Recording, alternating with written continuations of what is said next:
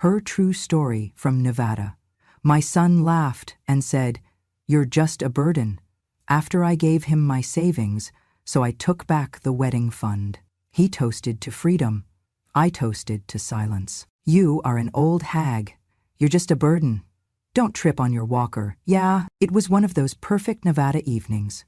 Warm breeze, sunset bleeding across the desert sky, and the hilltop villa glittering under string lights. I remembered thinking it all looked like a postcard, and that somewhere inside me, I hoped for a postcard moment too. But that night, the world had other plans. My son Travis was lighting cigars with his best man, standing beneath an arch of white roses that matched the lavish spread before him. Every detail, crystal, linen, champagne, had been carefully curated, even by me. My savings paid for it all, because the bride, Kayla, did not have credit. My own account had become their wedding fund, tucked away under my name but meant for their future. I carried a tray of petite cakes, each one topped with a swirl of vanilla buttercream and a raspberry. My hands, though aged, still remembered the gentle precision I had mastered over decades of baking for holidays and birthdays. I bent to arrange the sweets on a lace-covered table when my grip loosened. Maybe arthritis, maybe fatigue, but whatever it was, I lost hold of the tray. The tray fell. The delicate cakes tumbled like dominoes, glass shattered, frosting splattered across linen. Gasps filled the air. My heart clenched. "Back to your garage, Mom," I heard Travis say, his voice cutting through the silence like a whip. He didn't even glance at me. He kept his eyes on Kayla's parents. "You are an old hag. You're just a burden. Don't trip on your walker, yeah?" When he spoke, everyone laughed. Kayla offered a tight, forced smile and turned away. The laughter echoed, drowning out my embarrassment. I froze. My cheeks burned, a hot blur of shame. I looked down at the shards, between my shaking legs, and felt every eye on me. Some amused, some sympathetic, but none offering kindness. One of Travis's friends cracked a joke I couldn't fully hear, and it made the others laugh harder. My cake disaster had become entertainment, my pain part of the show. I tried to swallow back the lump in my throat. I pressed my lips together to keep from crying. I wanted to lean on someone, anyone, but no one moved. No one reached for me. No one apologized. It was as if, in that moment, I did not exist. I straightened and reached for a napkin, glancing at Travis for a flicker of regret, or at least recognition. But he held his champagne glass high, leaning toward Kayla, who toasted back with the same practiced smile she had used earlier to greet me when I arrived at the villa. I set the napkin down and let the tray clatter against the table. I straightened my pastel dress and smoothed my hair the way I thought would make me invisible. I heard someone say, "Make way for the mother of the groom," in a mocking tone. I didn't look back. I walked slowly toward the edge of the terrace, through droplets of candlelight, past the hors d'oeuvre stations that had been so carefully planned, and into the darkness beyond the lights. My heart pounded. I felt bruised in a way that money couldn't fix. My knees trembled beneath me. The drinks passed between guests, glasses clinked, voices buzzed. But I walked on, the cruel laughter still ringing in my ears. Outside, a stiff desert breeze met me, cool but harsh. I wrapped my shawl tighter around myself. The air smelled of creosote and hot earth. I breathed in deeply, trying to steady myself. My phone buzzed in my clutch. Travis's mother had texted asking if I was okay. Good timing. I found a checkpoint where I could open the message. I typed back, "I'm fine," though the ache in my chest said otherwise. A few steps later, tears fell. Real, hot tears that caught on the collar of my dress. I didn't wipe them. I let them fall as I walked until I reached the valet stand. The attendant handed me my keys, eyes wide with confusion. He didn't know the gossip. He didn't know what had happened behind the lights. He only knew I was the mother of the groom. "Thank you," I managed. My voice shook. He didn't ask more. He couldn't. I slid into my car and closed the door quietly. The fit of my dress felt wrong now. The heels pinched my feet. My reflection in the window was a woman I barely recognized. Finally, I drove away, not home, but from the noise, the judgment, the eyes that never saw me. The drive was long and quiet. No music, no radio, just me, the road, and a heart heavy with what had just happened. I thought of the money in that account, my retirement fund, now gone, poured into a wedding I wouldn't be allowed to attend. I thought of the invitation they never sent me to eat cake. I thought of the face of the child I raised, who now called me a burden. I reached a small motel off the freeway. The neon sign buzzed. I checked in under a false name, just Evelyn, for a night. The clerk murmured that breakfast came at 8. I nodded, paid with a card I kept for emergencies, and slipped into a room with 2 twin beds. I didn't take off my dress, I didn't take off my heels, I simply sat on the edge of the bed, clutching a box of tissues, staring at the wall. I felt empty. Not sad, not angry. Empty, and deep inside, I felt a spark. A small brittle ember of something I had forgotten existed. Something called self-respect. Because when I closed my eyes, I realized I had not come to be laughed at. I had come to celebrate my son, and now I didn't even pretend to belong. Later I fell asleep, fully clothed, and with a promise I whispered to myself, tomorrow, I choose me. After my husband died, silence became my new routine. No more cups of coffee brewed for 2, no more sports on the television, no more grumbling about the heater or lawn or the soup being too salty. Just me and the garage. I moved into the small room behind it, converting the dusty space into something livable. It had a bed, a mini fridge, and a microwave, and if I angled the lawn chair just right under the window, I could catch a bit of sun in the afternoon. I made do. When you grow up with very little, you learn to stretch joy from crumbs. I lived frugally. I clipped coupons, skipped birthday dinners out, and sold my baked goods at weekend markets. I even worked part-time, changing oil at a friend's garage, just enough to add to the nest egg. Every penny went into one thing, my savings. That little account meant safety. It meant I could someday move out of the garage and into a real home again. Perhaps a small place with flowers, a porch swing, and a radio that hummed old jazz on Sunday afternoons. Then came the phone call. Travis's voice was excited, rushed. "Mom, I proposed. Kayla said yes." I remember the joy that bloomed inside me like spring after a bitter winter. "We want to buy a house," he continued. "Something big enough for the future, you know? But the bank wants a bigger down payment." There was a pause. A space I filled before he had to ask. "How much are you short?" I asked. His answer was $120,000. He explained that Kayla's parents were contributing what they could, and if only he had a little help, they could secure the dream home near the golf course with a kitchen island and a backyard for future kids. My hand trembled holding the phone, not out of hesitation, but from the weight of the decision I was already making. Because I believed then, fiercely, that love was not something you withheld, that a mother's love meant giving. No strings, no contracts, just faith. The next morning, I went to the bank and withdrew every last dollar. I didn't even tell Travis the full truth, that it was all I had, that I had drained the savings account entirely, that I had closed it with a thank you to the teller and a smile I practiced on the walk to the branch. I handed him the check in an envelope wrapped in gold ribbon. He hugged me and said, "You're amazing, Mom." It was the last time he said that. They moved into the new house weeks later. I was invited over a few times, mostly when help was needed putting furniture together or when the sink clogged and a plumber cost too much. I never asked for anything in return. I never brought up the money.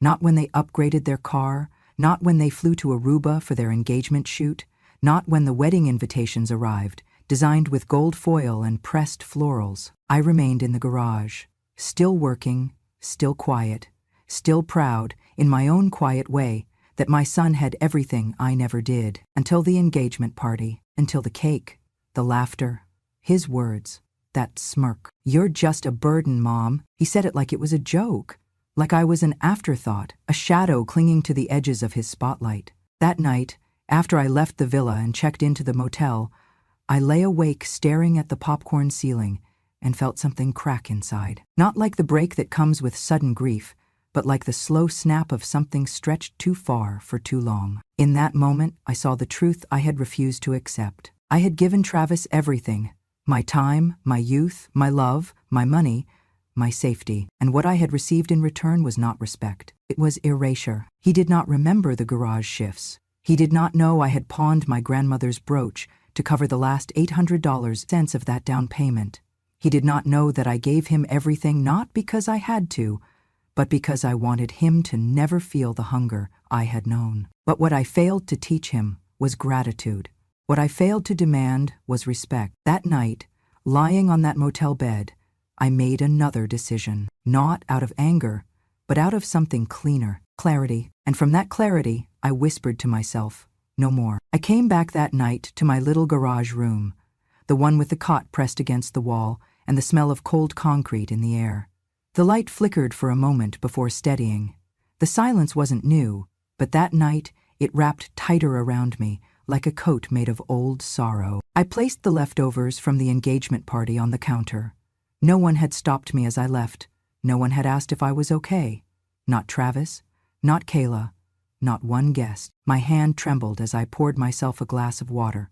I could still hear the laughter, Travis's mocking voice echoing in my ears, the way Kayla chuckled like it was all harmless fun. That moment had burned into me, more than the sting of embarrassment. It was the realization that somewhere between giving birth and giving everything, I had become invisible. The next morning, I received a text from Kayla. Hey Evelyn, sorry if Travis came off harsh. He was just joking.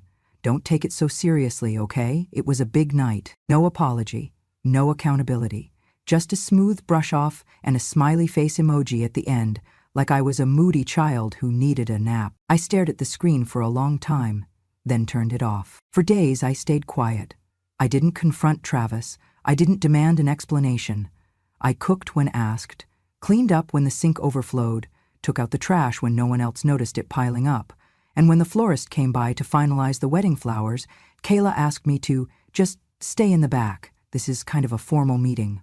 So I sat in the garage with a tepid mug of tea and the hum of a space heater, pretending it was enough. One night, after they had gone out for yet another dinner with friends I wasn't introduced to, I opened the wooden box tucked under my cot.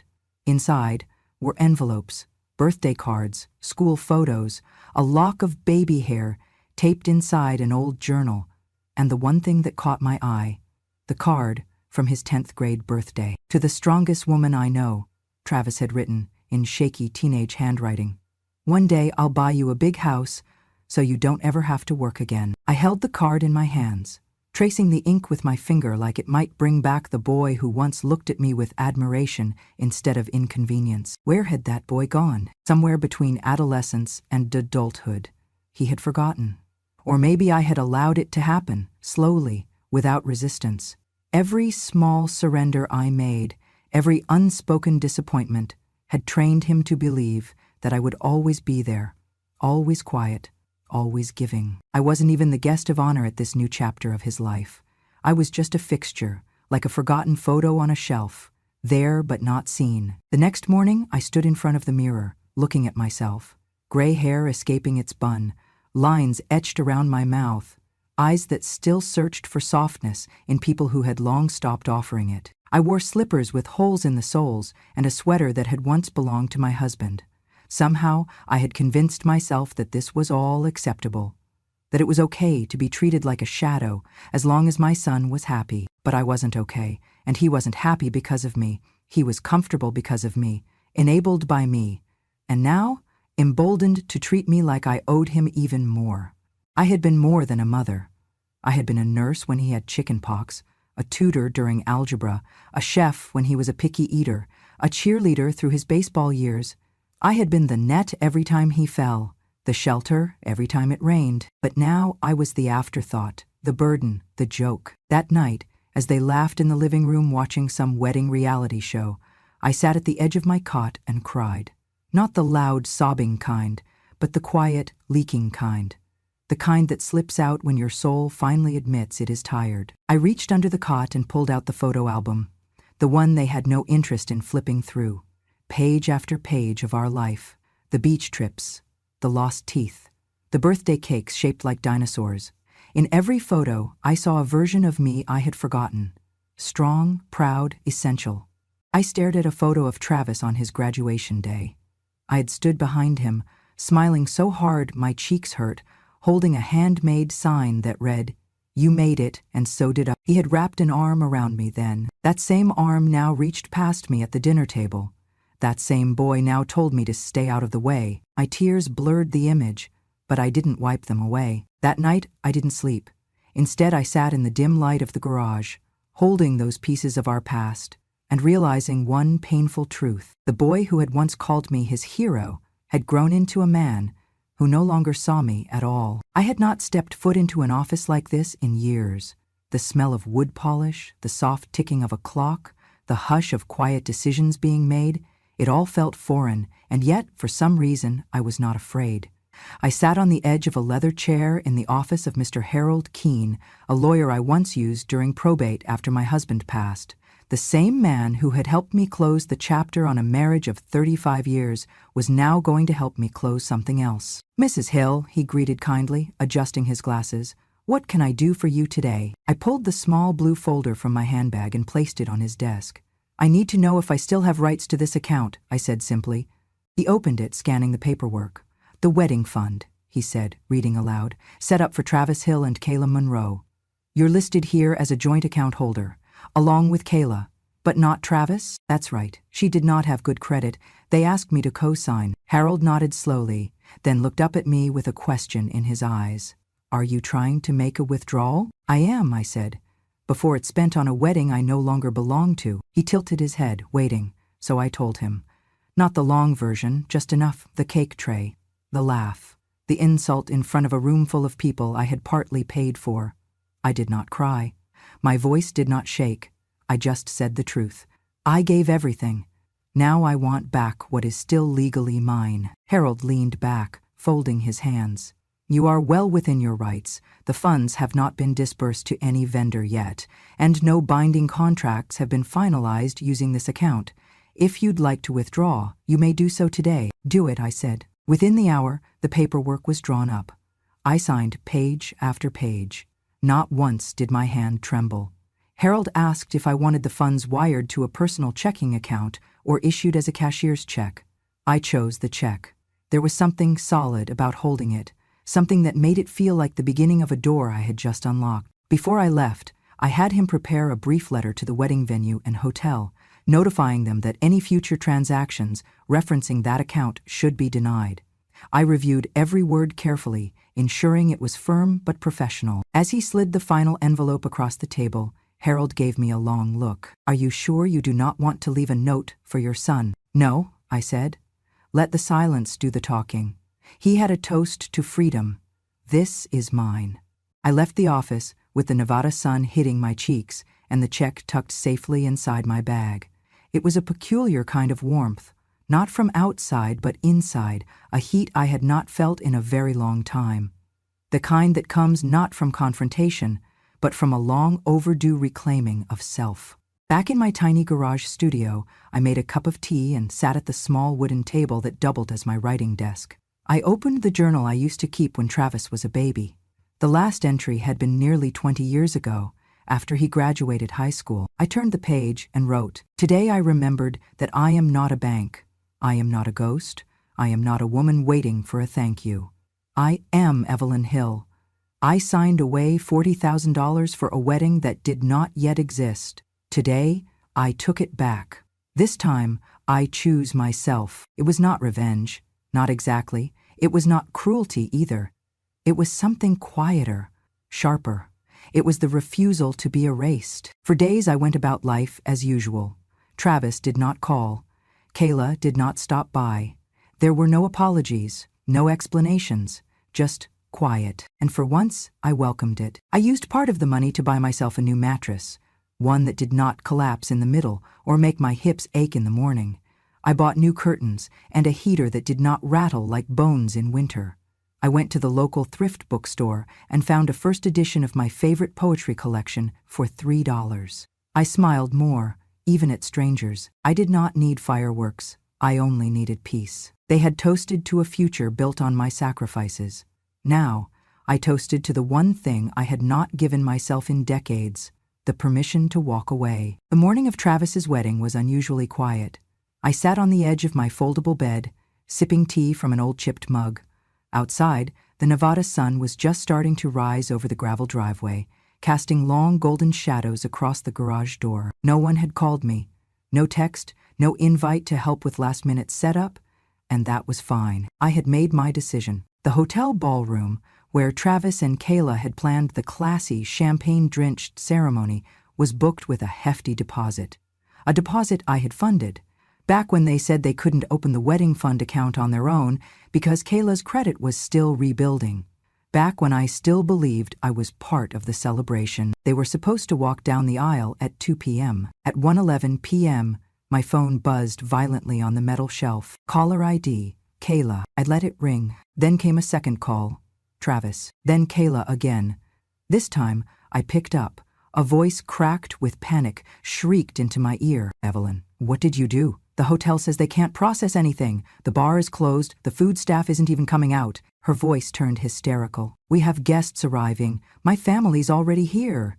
You're ruining this. I waited until she paused to breathe, then said calmly, the wedding fund account was closed last week. A beat of silence. Huh, you can't. We had plans, Travis said. I cut her off. You toasted to freedom, remember? She was too stunned to speak. I'll toast, I said softly, to no longer being your fool. I hung up. I did not throw the phone. I did not cry. I simply set it down and walked to the window. Outside, a car sped down the road, possibly a guest still rushing to the ceremony, unaware it was already crumbling. I imagined the chaos unfolding in that expensive ballroom. Waiters refusing to serve, guests murmuring, glancing at each other. The hotel manager, arms crossed, asking for a new payment method that did not exist. I imagined Travis's face turning red, not out of guilt or shame, but disbelief that the world was no longer handing him things for free. He had stood at his engagement party and called me a burden. Now, he would stand in front of 150 guests and watch everything collapse around him. I did not need revenge. I only needed the silence that followed truth. At 3:30 p.m., Emily dropped by with a pie from a bakery in Reno. She opened the garage door, saw me sitting on the porch in the sun, and smiled. You want to eat this before it gets warm? She asked. I nodded. We sat side by side, watching dust swirl in the dry afternoon air. She handed me a plate, then paused. You did it, didn't you? I didn't pretend to misunderstand. I did what needed to be done. Emily sipped her tea, then said, You don't owe them anything, you know. Not anymore. I looked out toward the road, where no one came, and smiled. I know. That evening, I turned my phone off. The messages kept coming, long rants, short curses, even crying voicemails. I deleted them all. The sun set behind the hills as I curled up under my thin blanket, listening not to apologies or blame, but to the peaceful sound of my own breath. It was the first quiet night I had had in years, and the first one I chose for myself. When the dust settled from the failed wedding, I packed quietly. No fanfare, no shouting, no tears. I left Travis's house with one suitcase, my photo album now filled with empty sleeves, and a folded quilt I had sewn during the first winter after my husband passed. I didn't leave a note. I didn't slam any doors. Silence, I found, could be louder than grief. Emily, God bless her, had arranged a small rental unit for me near Reno. A friend of her late husband's, a retired postman named Harold, owned a modest complex behind a quiet bookstore. The rent was fair, the walls were thin but clean, and the window caught the morning sun just right. The day I moved in, I opened every window and let the wind sweep through the rooms. I stood there in the middle of the tiny living room, arms loose by my side, and exhaled. It was the first time in years I didn't feel like I had to ask permission to exist. Each morning, I baked. Nothing fancy, banana bread, sometimes apple scones if the apples were cheap. The smell reminded me of a time when home meant warmth and not walking on eggshells. I dropped off leftovers at the bookstore next door, and the woman there, Marcy, kind eyes behind thick glasses, started saving me new arrivals from the book club section. Wednesdays, I went to the library down the street and volunteered for a children's letter writing program. We taught third graders how to write thank you letters, birthday notes, even letters to their future selves. One little girl wrote to her mother in heaven and sealed it with a sticker shaped like a sunflower. I cried in the bathroom that day, not because it was sad, but because it was honest. My world shrank, but in the best way. No more shouting down halls. No more wondering if today would bring an apology or another cut. There were no sharp words in that apartment. Just the hum of the heater, the clink of spoons in mugs, the soft rustle of pages turning before bed, and sleep. God, sleep. For years I had woken up in the middle of the night, my body tense, my mind bracing for something. Footsteps, cold silence, slammed doors, the panic of being needed and unappreciated all at once. But in that new bed, under that old quilt, I slept through the night. I didn't dream of Travis. I dreamed of water, wide and still. I dreamed of sunlight on my hands. Then came the night I opened a bottle of champagne. It had been sitting in the fridge for weeks, a gift from Marcy when she found out I'd moved in. A toast, she'd said, for new beginnings. I hadn't felt ready then, but that evening I did. I poured one glass, then stood in front of the mirror. My hair was gray, pulled into a soft knot. My eyes still had lines from worry, but they were steady. My mouth, though it had been quiet for too long, now curled into the smallest smile. I raised the glass. No crowd, no applause, no white gowns or tiered cakes, just me and the truth. I'm not a burden, I said softly to my reflection. I'm a survivor. I took a sip. The bubbles tickled, and the silence held me gently. No one celebrated me that night, but for the first time in decades, I celebrated myself. It was late afternoon when I heard the knock. 3 short taps, hesitant. Not like the postman or the neighbor's grandchild with his messy paper flowers. I opened the door, and there he stood. Travis. He looked thinner, not in body but in pride. His hair was still perfectly styled, but there was no shine in his eyes. Behind him, the street was quiet, the heat of Nevada humming in the background. "Mom," he said. I waited. I came to talk. I stepped aside. Not because I owed him anything, but because I was no longer the woman who slammed doors or held grudges. I had learned something harder, how to sit still in the presence of someone who had once broken me. He sat on the couch, glancing around the small apartment like it was a museum. His fingers tapped nervously on his jeans. He looked up. "Kayla left," he said flatly. "She called off the wedding." I said nothing, Weston said. "People talk. They think I'm a fraud. Some even think I stole from you." "I didn't, Mom. I didn't mean for things to get so out of hand. I just wanted to have the wedding we dreamed of. And I wanted you there. His voice broke. "I need help, Mom. I need to fix this. I need you to help me restore my name. I can't do it alone. Please, just say something." I walked into the kitchen, opened the cupboard, and took out a glass. I poured water from the pitcher and placed the glass in front of him. He looked at it, confused. Then I said calmly, "This is what you used to serve me." Silence. He looked down. "I'm not angry," I continued. "I've been angry. I've screamed into pillows, cried over tea, begged God to rewind time. But not anymore. Now, I'm just done." "But you're my mom," he said, his voice cracking. "Yes, I am, and I loved you more than breath itself. I gave you my years, my hands, my savings, my peace. And when you had everything you ever asked for, you called me a burden." He reached out like he wanted to touch my hand, but I moved it gently away. "I'm not here to hurt you," I said, "but I won't erase the consequences for you anymore. That's not love. That's enablement." He nodded slowly. "I understand." He stood, looked around one last time, and walked toward the door. At the threshold, he turned back. His eyes, wet and unsure, met mine. "Do you hate me?" I shook my head. "I don't hate you, but I don't follow pain anymore. That's the difference." He left. No slam door, no last word.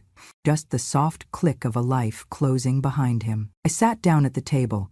My tea was still warm, and for the first time in a long time, I felt something I thought was lost. Peace. The folding chairs creaked as people settled into the community library hall.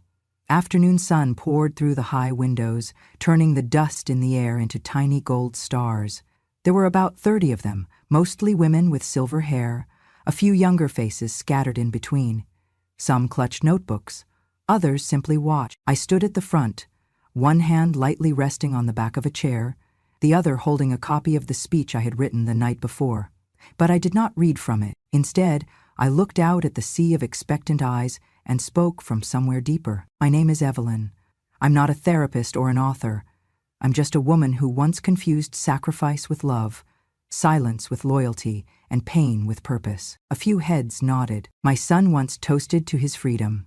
He called me a burden, and for a long time I believed him.